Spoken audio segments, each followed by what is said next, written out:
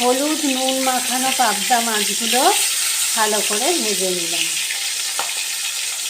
কালো জিরে ফোড়ন দিয়ে নিয়েছি। এবার 1 চামচ রসুন বাটা, 1/2 চামচ আদা বাটা আর কাঁচা লঙ্কা বাটা দিয়ে দিলাম।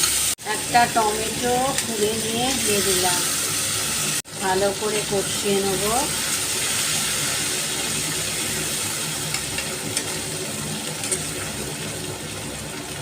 মতো নুন, হলুদ আর একটু চিনি দিয়ে দিলাম। মশলাটা ভালো মতো কষে গেছে, তেল ছেড়ে এসছে। এবার ঝোলের জন্য সামান্য জল দিয়ে নেব। ঝোলটা ফুটে উঠেছে, এবার মাছগুলো ছেড়ে দেব।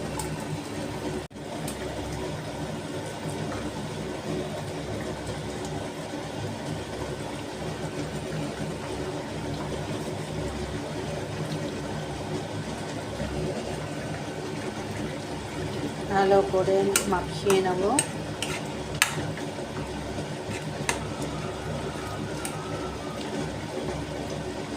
উপর থেকে ধনেপাতা ছড়িয়ে দেব।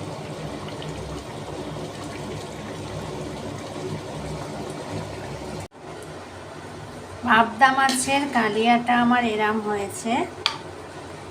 এরমভাবে রান্না করে নিলে পাবদা মাছটা দারুণ খেতে লাগে।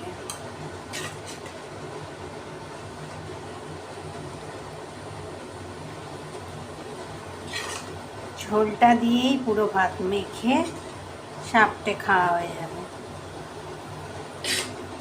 কালো জিরে ধনেপাতার একটা দারুণ ফ্লেভার, ফাটাফাটি।